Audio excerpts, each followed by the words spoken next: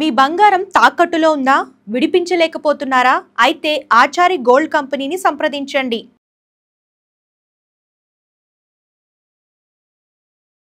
నమస్తే అమ్మా. నమస్తే అండి. సో ప్రస్తుతం ఇప్పుడు మీరు ఇంటింటికెళ్ళి ప్రచారం చేస్తున్నారు కదా, రెస్పాన్స్ ఎలా ఉంది కాంగ్రెస్? రెస్పాన్స్ అనేది అసలు మీరు ఎందుకు ఇవాళ వచ్చిర్రు అన్నారు. ఒక ఇద్దరు షాప్లో అయితే మేము పక్క నవీన్కి వేస్తున్నాం, మా తమ్ముళ్ళు అంటాడు, మా అన్న అసలు మీరు ఎందుకు వస్తున్నారమ్మా, నిన్నటి దాకా తిరిగిన ఈ 2 రోజులు రెస్ట్ తీసుకోరి, మీరు ఉండి ఫోన్లు చేయండి, కావాలంటే ఒక్కొక్కరికి ఫోన్లు చేయండి, కానీ మీరు ఇంకా తిరగకుండా అమ్మా అన్నాడు. అంత రెస్పాన్స్ ఉందంటే షాప్లో వాళ్ళ ఒక కిరాణా షాప్లో కొత్త ఒక అబ్బాయి అన్నాడు, మాకు అసలు ఏ టైం అయినా అన్న ఫోన్ చేసి వస్తాడు, ఇవాళ ఒక వీలు కాకపోతే రేపు పొద్దున వస్తా అని చెప్పి సమాధానం చెప్పి పెట్టేస్తాడు. ఫోన్ ఎత్తకున్న ఆ నెంబర్ చూసి మిస్ కాల్. అంత మంచి వ్యక్తి మేమెందుకు మేమెందుకు కోల్పోతాం, మేము ఖచ్చితంగా గెలిపించుకుంటాం మా తమ్ముడిని అన్నారు. ఇంతకంటే రెస్పాన్స్ ఏం కావాలి? వాళ్ళ బాధ్యతగా తీసుకున్నారండి. అబ్బాయిని ఏంటంటే ఫస్ట్ యూత్ వస్తేనే అసలు యూతే బయటికి రావాలండి. ఫస్ట్ వాళ్ళు చదువుకున్న వాళ్ళు కొన్ని పథకాలు జీవోలు తీసుకురావచ్చు. మనకు మన నాలెడ్జ్కి వాళ్ళ నాలెడ్జ్కి తేడా ఉంటుంది కాబట్టి యూత్నే ఫస్ట్ ముందుకు. అదొకటి. బీసీ నినాదంలో ముగ్గురు, ఒకటి రెడ్డి ఒకటి అమ్మ, బీసీ నినాదం గవర్నమెంట్ మనం తీసుకొచ్చాం. అన్ని పార్టీలలో బీసీ అంటారు. ఇప్పుడు ఈ అబ్బాయిని గెలిపించండి, బీసీ నినాదాన్ని ఒప్పుకున్నట్టే కదా. ఇక్కడనే తెలుస్తుంది మనందరం ఒకటైనా బీసీకి అనేది. ఇది ఒక్కటి చాలు. మేము 2 పార్టీలను అడగదు, బీసీ ఓన్ని మేము దించినాం. ఈ అబ్బాయిని గెలిపించండి, మేమందరం మేము నెక్స్ట్ గవర్నమెంట్కి మేము ఒప్పుకుంటాం. ఎవరైతే పోటీ అప్పుడు పెట్టుకుందాం. ఇప్పుడు ఈసారి బీసీ సపోర్ట్ చేయమనండి అనుడు కాదు, చేతల్లో చూపెట్టాలి. ఏ నాయకుడైనా మేము బీసీలో ఒకటి కాదు, అన్ని పార్టీలలో మేము బీసీకి సపోర్ట్ చేస్తున్నామని తీసుకురావాలి. ఆ ఏ పార్టీలో బీసీడైనా ఈ బీసీకే ఓటేయాలి నా ఉద్దేశం అయితే. కాంగ్రెస్ పార్టీ అయినా బీసీ ఓడికి ఓటేద్దాం, బీసీ ఓడిని నిలబెడదాం, అదే ఆలోచనగా ఉన్నాడు. ప్రతి ఒక్కరిని క్వశ్చన్ వేసేది అదే, బీసీ ఓడొచ్చిండు ఓటేయండి. బీసీలో చెప్పుడు కాదు, ఏ పార్టీ ఓడైనా బీసీలను గెలిపించుకోవాలంటే ఈ నినాదం తీసుకొచ్చింది మా కాంగ్రెస్ గవర్నమెంట్. ఏ గవర్నమెంట్ కూడా ఇంత తీసుకురాలేదు కదండి. 42 కూడా ఒప్పుకోకుండా కూడా తన వంతు బాధ్యతగా 42లో ఫస్ట్ ఈయన తీసుకొచ్చింది. అదొక్కటి ఆలోచించాలి. రేవంత్ రెడ్డి ఏం చేస్తున్నాడు? ఇంత మంచి కంటే ఏ ముఖ్యమంత్రి ఉంటాడండి?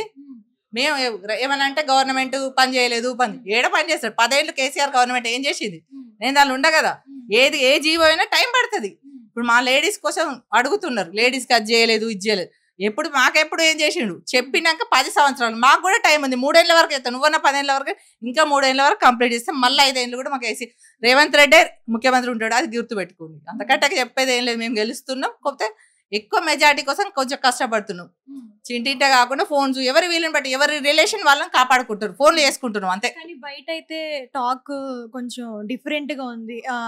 ఈ ఎలక్షన్స్ చాలా గట్టి పోటీ ఉంది, అందుకనే స్వయాన సీఎం కూడా వస్తున్నారు. ఇది పార్టీకి పోటీ, ఏదో వ్యక్తులకు కాదు, పార్టీకి పార్టీ. మేము బీసీ తీసుకొచ్చినా మా బీసీ మేము ప్రూవ్ చేసుకుంటాం. బీసీ బిడ్డగా ఒకరికి ఇచ్చినాం, బీసీ ప్రూఫ్ కావాలంటే వాళ్ళు కూడా కామ్ అయిపోవాలి అక్కడ. అసలు ఎందుకు మరి వాళ్ళు వస్తున్నారో నాకు అర్థమవుతలేదు. బీసీ అని చెప్పుడు కాదు, సరే వాళ్ళ లేడీకి ఇచ్చిర్రు, తనని తప్పు పట్టలేదు, ఒక లేడీగా తప్పు పట్టలేదు, కానీ తను బయటకు వెళ్ళలేదు కదండి. అసలు ఇంతకుముందు ఎలక్షన్లో తిరిగిందంటే తనకి ఏం తెలియదు, రాజకీయం తెలియనుంది. ఈ పథకాల నుంచి ఇంటి దాకా చేరుతాయా చెప్పండి? ఆమె ఒకవేళ గెలిచినా కూడా బీఆర్ఎస్ ఏం చేస్తారు? గవర్నమెంట్లో లేదు కదా. గవర్నమెంట్లు ఉంటే వీళ్ళు అడిగిన క్వశ్చన్లకు పథకాలు, ఇంటికి రేషన్ కార్డు అని ఇంకా ఏవైనా కానీ గవర్నమెంట్ సంబంధించి ఆమె చేయగలుగుతుంది.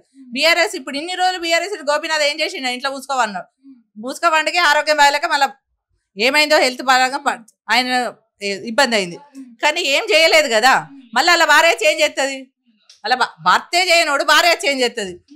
భార్యాభర్తలు కరెక్ట్ ఉండొచ్చు, కానీ ఆమెకైతే చెప్పున్నాడో లేదో, రాజకీయం అయితే తెలియదు. ఆమె తను మాట్లాడుతుంటే తెలుస్తుంది తనకు పాప రాజకీయంగా ఏం తెలియదు. వచ్చినా కూడా అంత కొత్తగానే ఉంటుంది. ఇప్పుడు ఇక్కడున్న ప్రజలు అప్పుడు మోసపోయారు, మళ్ళీ ఇప్పుడు కూడా మోసపోతారు. ఈ 3 ఏళ్ళు కూడా నష్టపోతారు కదా వాళ్ళకి. మేము రైమతి నగర్ బోరబండ తిరిగితే ఒక్కొక్కరికి అసలు నేను 2 సార్లు జారిపడ్డా, అంత ఘోరంగా ఉంది వాళ్ళ రోడ్స్ కానీ. ఎందుకు చేయలేదంటే బీఆర్ఎస్ ఎమ్మెల్యే దగ్గర 2-3 సార్లు వేయడం.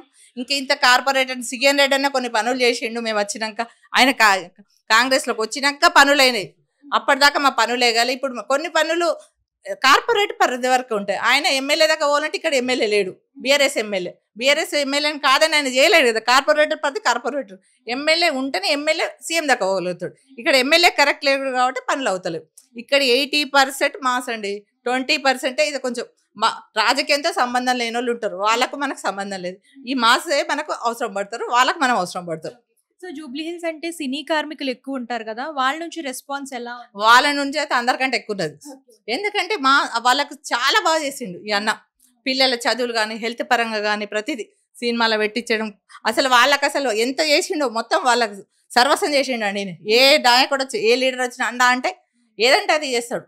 అంతకంటే మంచి లీడర్ వాళ్ళకి అసలు వాళ్ళు ఎందుకు వదులుకుంటారండి? వాళ్ళ పర్సంటేజే మాకు ఎక్కువ ఉంటుంది. సీనియర్ కార్మికుల పర్సంటేజే మాకు ఉంటుంది. ఎందుకంటే వాళ్ళకి చేసిండు కాబట్టి వాళ్ళ మానవత్వంతో మళ్ళీ ఆ కృతజ్ఞంగా తీర్చుకుంటారు కాబట్టి వేస్తారు ఓటు. మేమైతే నమ్మకంగా ఉన్నాం.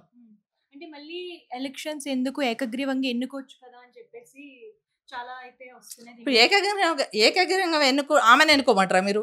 అట్లా ఎన్నుకుంటాం. మాకు అక్కడ అభివృద్ధి లేకనే కదా మళ్ళీ పార్టీ పోటీ పెట్టింది. అభివృద్ధి ఉన్నాక ఆయన కాంగ్రెస్, ఇప్పుడు కాంగ్రెస్ అయినా వాళ్ళు కూడా ఒప్పుకోరు కదండి. పోటీ లేనిది అసలు రాజకీయం కదా. ఓటేసి గెలిచినోడే నాయకుడు, గెలిచిన వాడికే విలువ ఉంటుంది. ఏకగ్రీవంగా ఎన్నుకున్న వాళ్ళకి నాకు తెలిసి అయితే కొంచెం తక్కువనే ఉంటుంది. ఓట్లతోటే గెలిచినప్పుడు మనం చెప్పుకోగలుగుతాం ధైర్యంగా, మనం ఓట్లు వేస్తే గెలిచినాం కదా అని ఒక ధైర్యం వేరే ఉంటుంది. ఖచ్చితంగా పోటీ ఉండాలండి. ఏకగ్రీవంగా ఎందుకు అనుకుంటారు? సో మొత్తం ఎంత మెజారిటీ వస్తుందని ఎక్స్పెక్ట్ చేస్తారు? 30,000 అయితే పైన ఉంటుంది. పక్కా ఉంటుంది, పక్కా గెలుస్తున్నాం.